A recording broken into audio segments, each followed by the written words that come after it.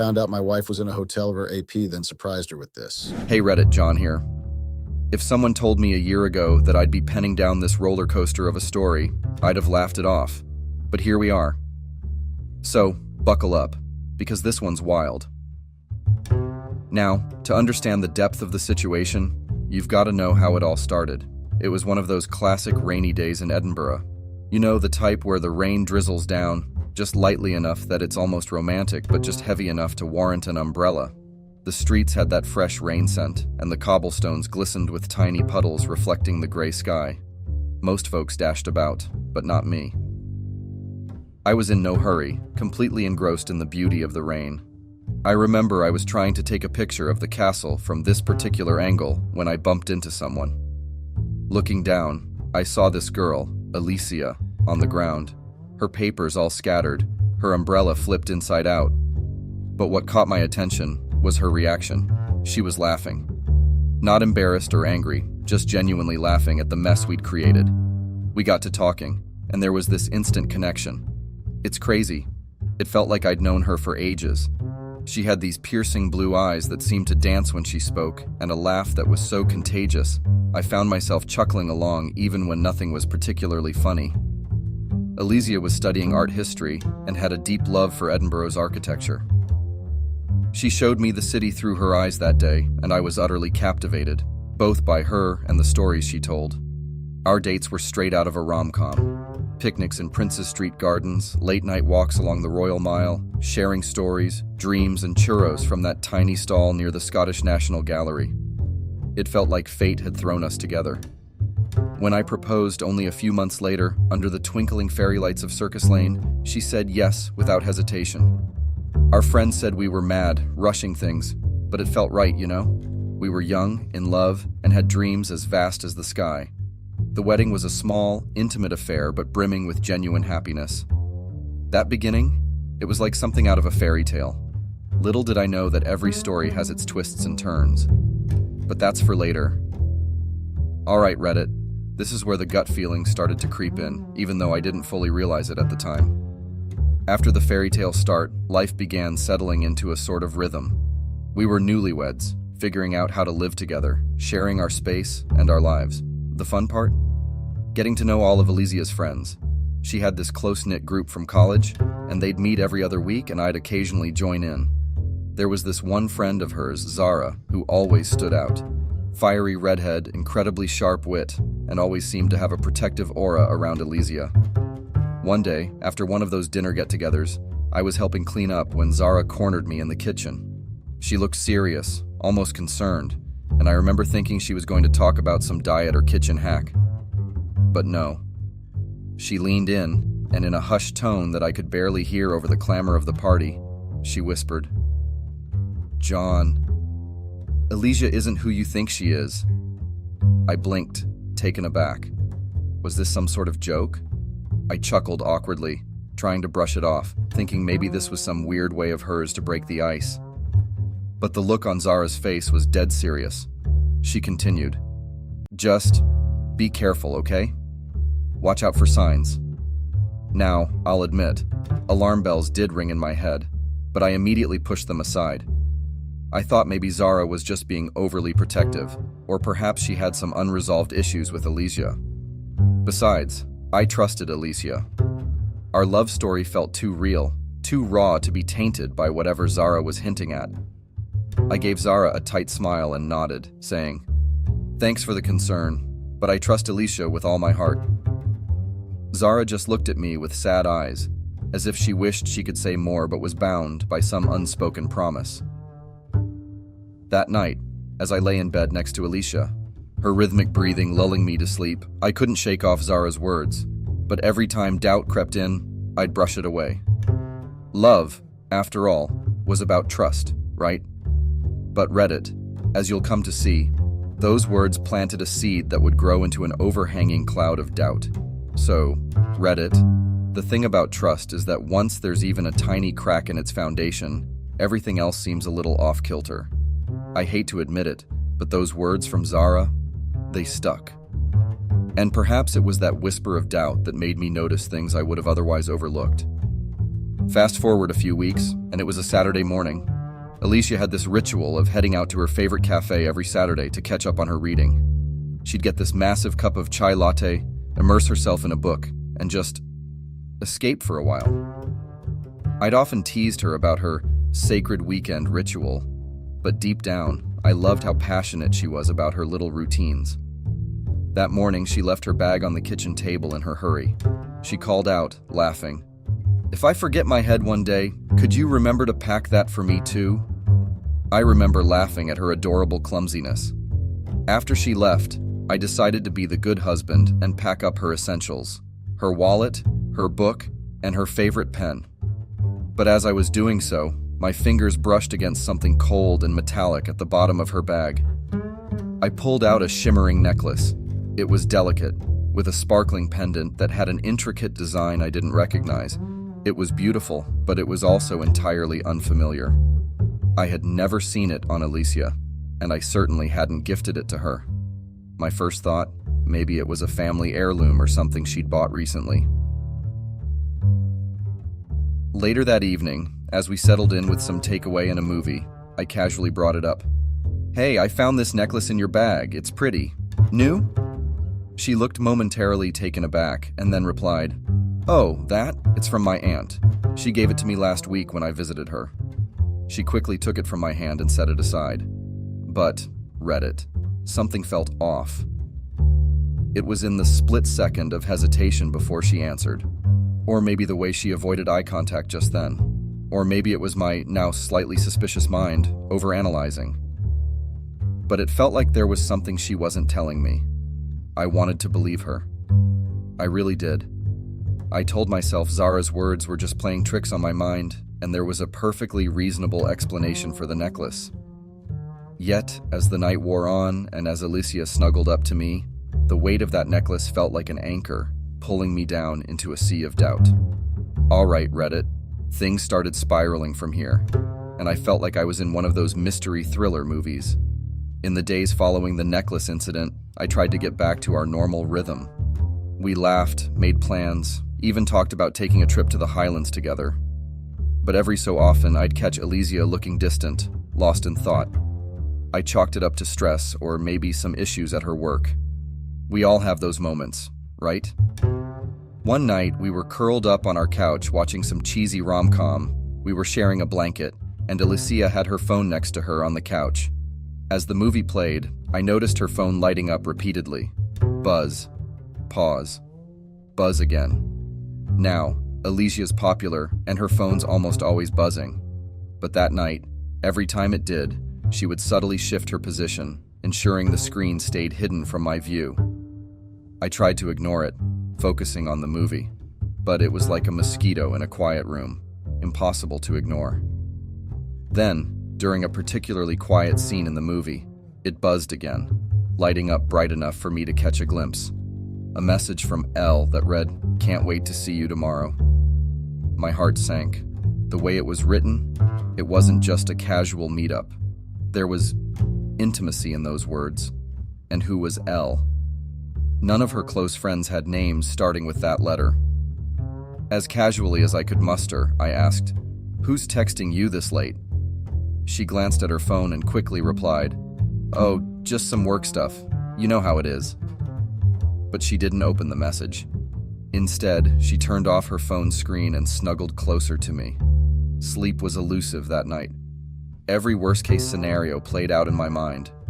Was it a coworker? An old flame? The unknowns were eating at me. But more than anything, it was the secrecy, the hiding. If it was innocent, why not just tell me? The next morning, she was gone early, leaving a note about an early work meeting. All day, I was restless, debating whether to confront her or to let it go. By evening, I decided that trust was key, and I'd been acting like a crazy, paranoid husband. Hey Reddit, the rabbit hole just kept getting deeper. Here's where the roller coaster took another steep dive. It was on a Thursday afternoon when I met up with my mate, Theo, for a pint at our locale pub. We'd been friends since high school, and he'd recently moved to London for work. He was back in Edinburgh for a few days, and we were catching up on life, work, and all the usual banter. About halfway through our second pint, Theo, with a hesitant look, asked, "John, is everything okay with you and Alicia?" I remember frowning, slightly tipsy, and replied, "Yeah, mate, why?" Theo took a deep breath. "Look, I might be wrong and I don't want to cause any trouble, but I thought I saw Alicia at King's Cross Station in London last Tuesday. She was with some guy. Tall, dark-haired, looked a bit like a model. They seemed close." My heart started racing. Alicia hadn't mentioned going to London. In fact, she'd told me she had meetings in Birmingham that day. I tried to keep my composure. "Theo, are you sure it was her? King's Cross is always packed. Could have been anyone." Theo looked uncomfortable. I mean, I wasn't spying or anything, just waiting for my train. But yeah, pretty sure it was her. She had that unique pendant around her neck, the one you found in her bag. I took a deep breath. My mind was racing. Was Theo mistaken? But the mention of the necklace made it hard to believe it was just a coincidence. I finished my drink and headed home, my mind a whirlwind of thoughts. I decided to confront Alicia about it. As I stepped into our apartment, she greeted me with her usual bright smile, completely oblivious to the storm raging inside me. "How was drinks with Theo?" she asked casually. Without skipping a beat, I blurted out, "Were you in London last Tuesday?" She looked taken aback. "No, I was in Birmingham for meetings, remember? Why?" "Theo said he saw you at King's Cross with some guy." Alicia laughed, but there was an edge to it. Theo must have been mistaken. I was nowhere near London. Maybe he saw someone who looked like me. I wanted to believe her. I desperately did. But the lies, the necklace, the texts, everything piled up, making it hard to see through the fog of doubt. She must have noticed the skepticism on my face because she came over, held my face, and said, "John, you trust me, right?" And read it as much as I wanted to scream yes. All I managed was a nod, while my insides continued their turmoil. The journey from total trust to total doubt is a short one, and I was now at a crossroads, wondering which path to take. All right, Reddit, buckle up because this chapter in our saga, it's wild. It was on a sunny Saturday morning, almost deceptively peaceful given the storm that was brewing inside our relationship. I was tidying up the study, clearing out old papers and random junk we'd accumulated over the years. In my quest for order, I opened a drawer that was Alicia's domain, mostly filled with her stuff, things she'd pick up, mean to use, and then forget. Amidst the collection of pens, old receipts, and miscellaneous knickknacks, I spotted a folded paper that looked distinctly like a hotel booking confirmation. Curiosity piqued, and yes, I know, perhaps it was wrong to snoop. I opened it up. It was a reservation for the Ritz in London, a luxurious suite, for a weekend, under Alicia's name. My heart raced, memories of Theo's sighting in London flooding back. This was evidence, wasn't it? Or was I jumping to conclusions? I needed answers. That evening, over dinner, I slid the confirmation across the table. "Found this today," I said, trying to keep my voice steady. "Planning a trip to London?" Alicia's eyes widened momentarily, but she quickly regained her composure. "Oh, that. It's a surprise for Zara's birthday. I wanted to treat her to a fancy weekend. You know, girls' trip kind of thing." Remember Zara? The friend who'd warned me about Alicia? This didn't make any sense. If Zara felt Alicia was hiding something from me, why would she be planning a luxurious weekend away with her? "Alicia, why didn't you tell me? And why would you take Zara to the Ritz? Seems excessive?" She hesitated, biting her lip. "I just wanted it to be a surprise for everyone. And after everything that's happened recently, I thought Zara and I could use some bonding time." Reddit, the stories weren't adding up. Here was my wife, spinning what seemed like tales right in front of me. My trust was on thin ice, and the weight of all these secrets threatened to break it completely. I tried to push the doubts aside, hoping there was some grain of truth in her words.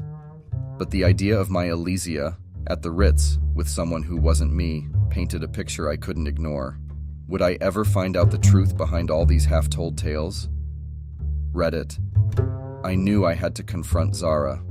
If there was even a sliver of truth in Alicia's story, Zara would be my ticket to clarity.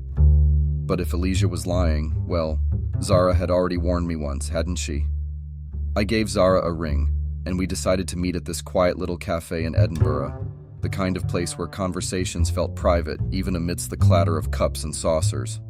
As I walked in, I spotted Zara by the window.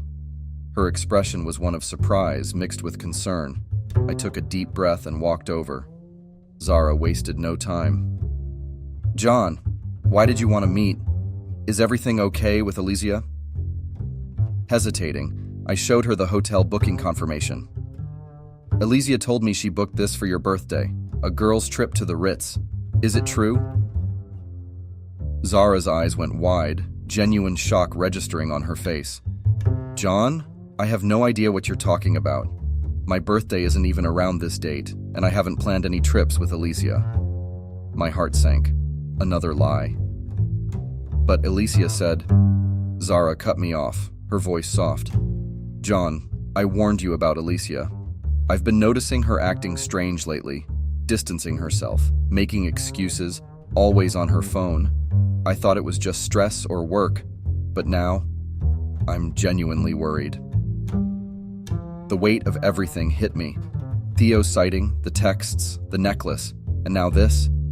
Each lie was a dagger, slowly piercing the trust I once had in Olivia. "Zara, what do you think is going on?" She sighed deeply, looking out the window. "I wish I knew, John, but something's definitely up." As we parted ways, Zara hugged me, whispering, "Find out the truth, John. For both your sakes." Walking home, the city of Edinburgh, which once felt like a haven for our love story, now felt like a labyrinth with secrets lurking in every corner. But one thing was clear. I was determined to find my way out and uncover the truth about Alicia's web of lies.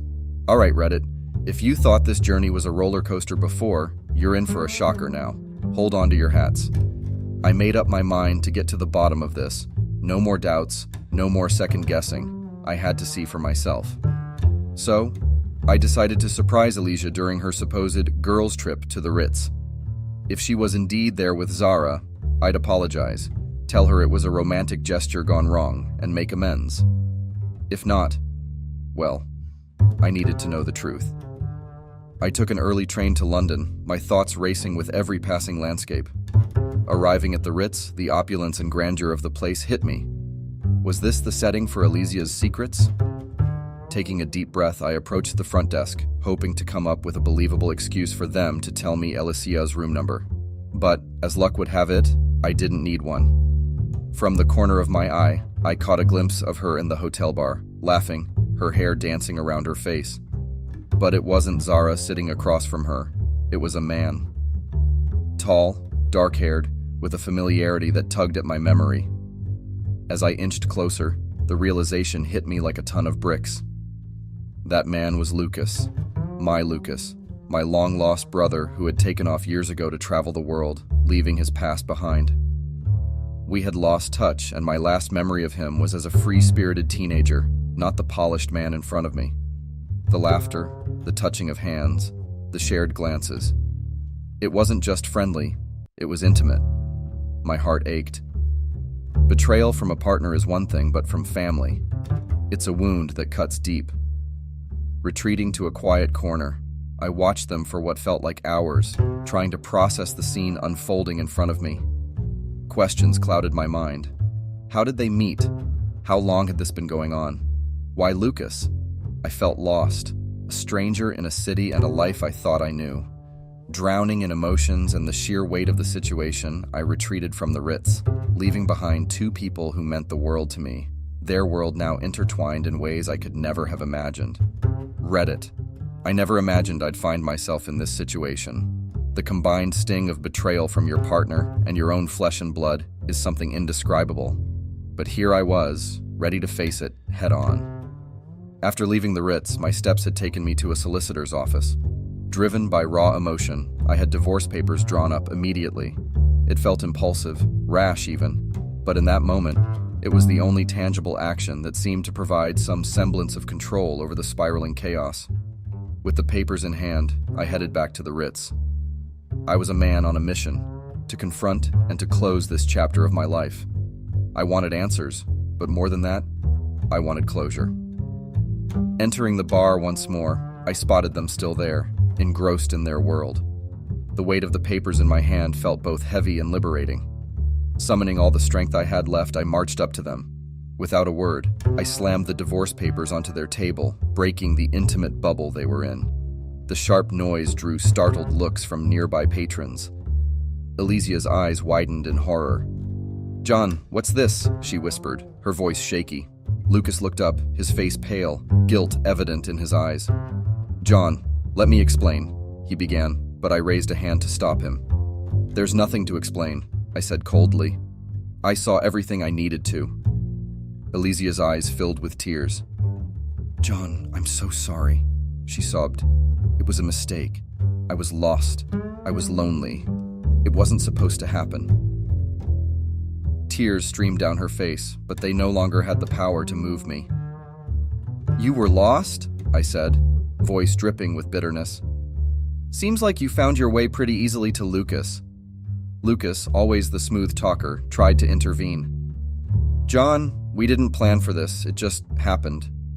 But I was done. Done with the lies, the deceit, and the heartbreak. "Save it," I spat.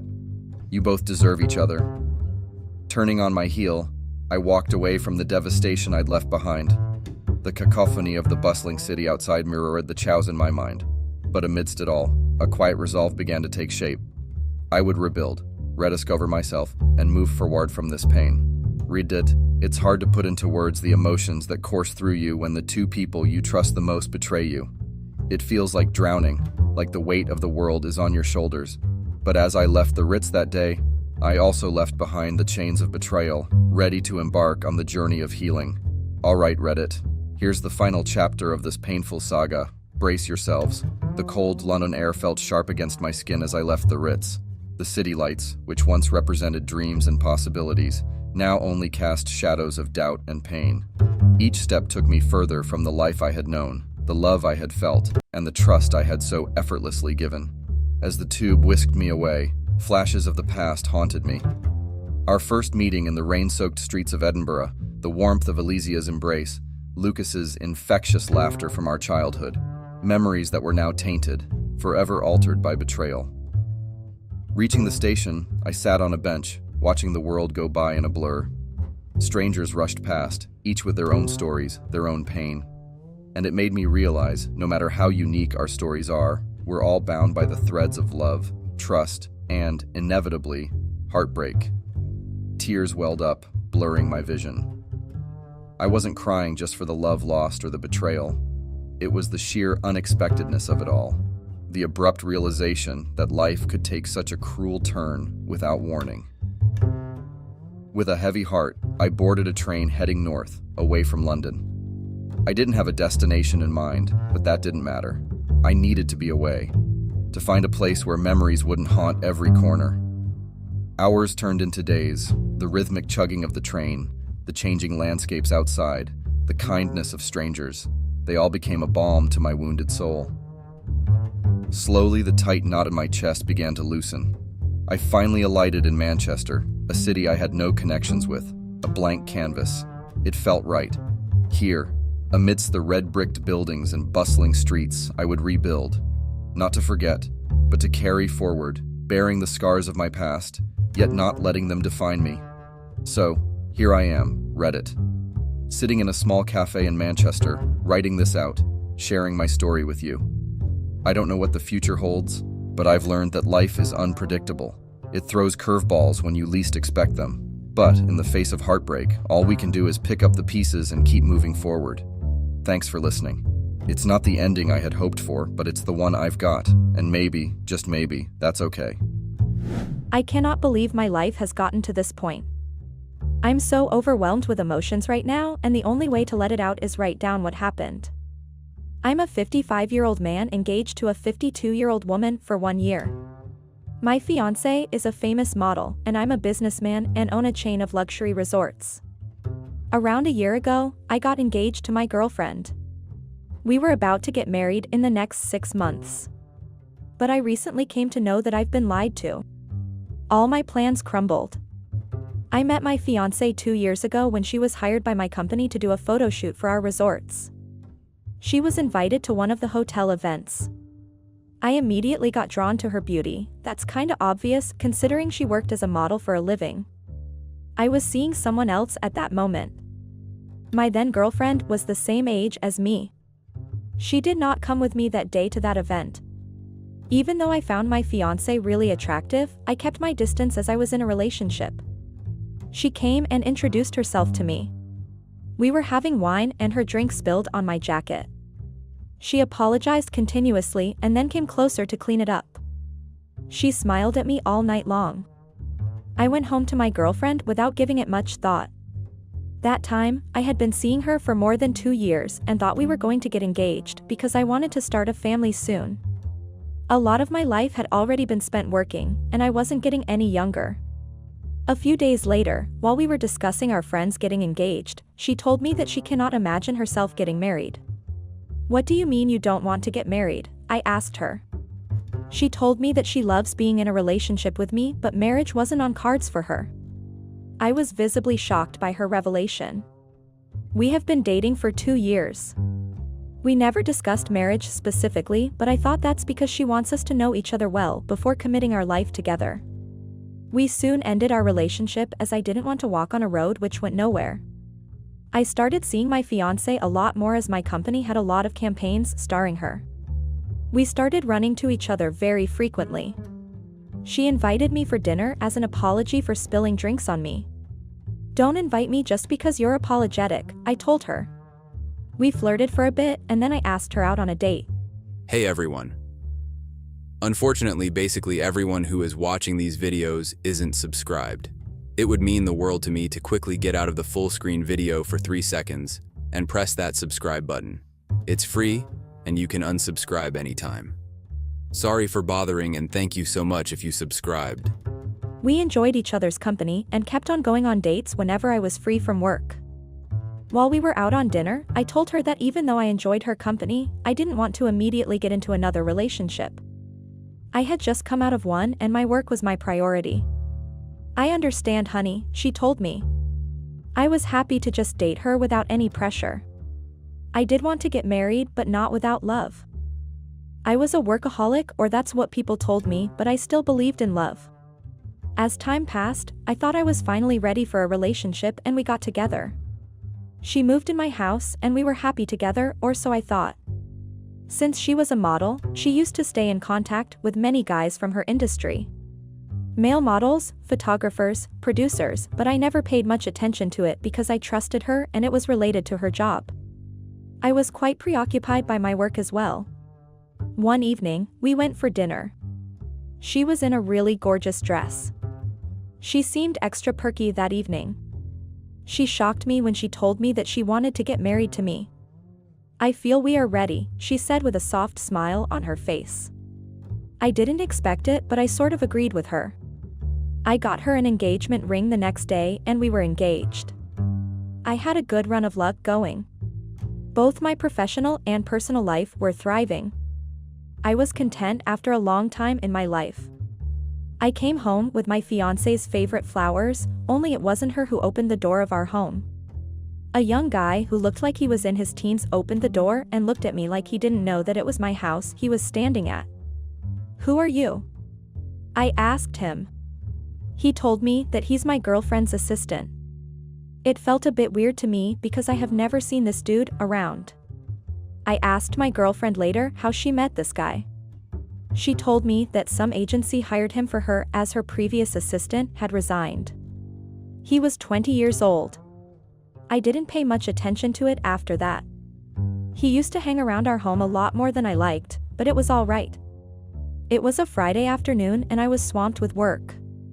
My fiancé called and asked if we were still going for dinner that evening. I told her I won't be able to get out of the office. She said it's fine and that we can reschedule. I would have done just that, except I felt that I shouldn't be prioritizing my work anymore and give attention to my future wife. I left early for home that day. I thought it's best if I just surprise her with dinner at her favorite restaurant. I used my passcode to let myself in. She wasn't in the living room, so I made my way to the bedroom. Before I could open the door, I heard voices. It was of a male and my fiancé. It was clear they were in bed together. I hid behind the curtains before they opened the door. I saw them coming out of my bedroom. They were laughing together as my blood boiled. She was barely wearing clothes. The furniture was blocking the way, so I couldn't see the guy. I could just see his wrist. I knew that I've seen that watch before, I just couldn't place it. I didn't want to confront her yet. I wanted to know what else was going behind my back while I was blissfully unaware. I left the apartment after she went to her shower. I went straight to my office and started thinking. She was cheating on me with another man. I needed to find out who this man was. After that, I would have decided what to do with her. I was going to make sure that she paid for her betrayal. She had no right to give me hope for the future and then go behind my back like that. I came home later that evening. This time, she was waiting for me. She told me that she missed me. She kissed me and gave me the same smile, which made me feel like I won the world. I let her kiss me as my heart was consumed by a mix of anger and heartache. Everything went normal. We had dinner and then went to sleep. I didn't sleep that night. I kept thinking what was going behind this gorgeous double face of hers. If she wanted someone else, why did she tell me that she wants to get married to me? I decided I am going to figure it all out. Next morning in my office, I talked to my security head to install a CCTV camera at my apartment. I even asked him to install one in my bedroom. I wasn't going to let her go without knowing everything. I instructed them to install it quickly when she wasn't at home. The cameras got installed when she was out shooting some campaigns. Now I just had to wait and see what happens. I watched her coming back home from work, her assistant trailing her. They were talking about something, I guessed work-related. Then he left after dropping her off. I kept waiting, but nothing happened. No guy entered the premises. My fiancé also seemed pretty normal. I was confused, but decided it's better to keep an eye on her. I kept our relationship just the way it used to be. I kept paying her hefty credit card bills. I didn't want her to know that I knew about her secret till I figured out who the guy was. Days passed by, but nothing happened. I started getting more frustrated. I felt as if I had hallucinated her with someone else. I was almost convinced that it was just my hallucination. We were having breakfast when her assistant joined us. I asked him to pass me the juice when my eyes fell on his wrist. It was the same watch I saw that day. This couldn't be a mere coincidence, I thought to myself. I also noticed that it was a pretty expensive watch. I didn't know how he was affording it on the income of a personal assistant. My head was full of thoughts, emotions, and questions, and I didn't have an answer to any of those. If my fiancé was cheating on me with her assistant, why didn't they do anything after that day? They looked so platonic on camera that I couldn't even have guessed it. I finally found the missing piece, but it still felt like that I'm missing a lot of things. I needed to figure everything out before removing her from my life. I wasn't a person who made rash decisions. I needed to think about everything properly. I decided that I need to find more about her assistant. I never paid enough attention as to what they were doing. All I knew was that he was 20 years old and hired by her modeling agency. I contacted her modeling agency, and that call left me stunned and even more confused than I was before. Her modeling agency didn't hire him. They didn't even know who he was. She lied to me. It shouldn't have surprised me, but it did. I started finding out more about him, and everything that I came to know kept surprising me continuously. His apartment was leased in the name of my fiancé. She got the apartment the same time this guy came to work for her. She also paid his credit card bills. It wasn't making sense at all. Why was she giving money to this guy? I had enough of this nonsense and I needed to know the truth. I called her up and told her that I need to discuss something with her while her assistant is present. She seemed hesitant but agreed. I met them at home. Both of them were quite anxious as to what I had to say. I asked him if he liked working for her. He seemed shocked by my question but then nodded his head. I then asked him if he liked our home. He nodded again. I asked him another question about food and got the same reply. I then asked him, "Did you like sleeping with my fiancé on my bed?" He was about to nod but then realized what the question was. Both of them turned red and looked at each other while also looking at me. "What are you talking about?" my fiancé asked, her voice lacking the confidence it always has. "I'm talking about the very same thing you did behind my back," I told them quietly. It was confirmed now that she was cheating on me. It was best to know the entire truth at once than getting hurt again after some time. "Explain something to me, honey. Why is my fiancé getting a house on lease for a guy she claims to not know?" I said quietly, but even I could hear the anger in my voice.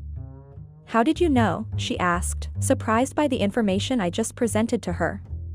I told them to not waste time and to keep speaking. Turns out that I've been living a complete lie. Our entire relationship was nothing more than a scam. As she told me the truth, maybe for the first time since I knew her, I felt my chest hurting all over again. She was in an arrangement with this guy where she would take care of all his expenses. This arrangement began before she started dating me. They had a physical relationship. She would take care of his expenses and he would be with her when she wanted. She only came into my life to use me for my money. Everything in our relationship was planned by her. She only spilled that wine on me to come closer to me the first time we met. She knew I was in a relationship, but she still wanted to be with me. Everything after that, which I thought was sweet and genuine, was carefully strategized by her. She was never in love with me. She just needed me because she knew her modeling career won't last forever and needed someone reliable to lean on. I was that person for her. I listened to her as she told me how she proposed to me because she was afraid I would break up with her just like I broke up with my last girlfriend, and that would have ruined her plan. Also, being my wife would have given her unlimited access to my money. I couldn't believe her at once, but I knew she was telling the truth. She told me she didn't do anything with him at our home after that day because she had a suspicion that I had installed cameras when she came back from shoot. She just couldn't find them. She knew she couldn't look for them as well because then it would become obvious to me. They decided to act professional in my home even in my absence just to fool me. Her admission was so shocking that I needed to hold myself so I wouldn't fall to the floor. I gave her everything I have and this is how she chose to repay me. I told her to get out of my house before I kicked them out. All my life I worked hard to build myself and my family a good life. But I never thought it would repay me like that. I got played, and why? Because of my wealth. No, I wasn't taking blame for her actions. It wasn't my fault that my fiancé was such a bad person who likes to play with the feelings of others. I was going to make her pay for what she did to me. I hired a private investigator and told him to bring me every information about her and that guy. He started working on it immediately. When I thought nothing could surprise me anymore, it did. I wasn't the only guy she played with for money. She had used various men who were successful in their field to take care of her while she continued her arrangement. I would have forgiven her if she lied to me or if she was apologetic as to what she had done. But I wasn't going to forgive her for playing me from the start of our relationship. She was using me as a pawn in her elaborate game and I refused to let it go. She had to face the consequences of her actions. I was going to make sure that she faced every bit of it. I wanted to see her suffer the same way she made me suffer, or maybe even worse. She had given me so many surprises recently that I thought she was worth one herself. I worked on that surprise, day and night. I didn't want to leave anything out. I wanted it to be perfect from all angles. I called my connections to know about her latest show. She was going to model in it as the showstopper. She loved being the center of attention, and my surprise would make her center of attention all her life. Everywhere she'll go, people will recognize her. The day of the show couldn't have come any longer. I was waiting for this day for so many days. I never heard from my fiancé after she left my apartment with that guy. But I was going to meet her at her show. She told me that she hated that I didn't attend her shows, and here I was. The show began and everything went normally. The runaway had a screen with a projector behind it. It zoomed in on the models as they walked the runway. I sat there patiently as my ex-fiancé made her way to the runway. Instead of zooming in on her, the screen showed evidence of her cheating on me with a 20-year-old guy. The crowd gasped, but I knew there was more to come. The screen continued showing pictures of her with different men and how she lived on their money and kept on cheating them. Her face went pale as she stood on the runway frozen, not knowing what to do. The surprise was worth it after all. I wanted her to feel the hurt that she had caused me. Everyone in the audience started talking among themselves. People questioned her character and integrity. The news reporters were busy taking pictures, making sure they didn't leave anything for their newspaper's deadline. The staff escorted her out of the runway as she stood there without moving. I knew that she didn't see this coming. My work was done here, I thought to myself, and left.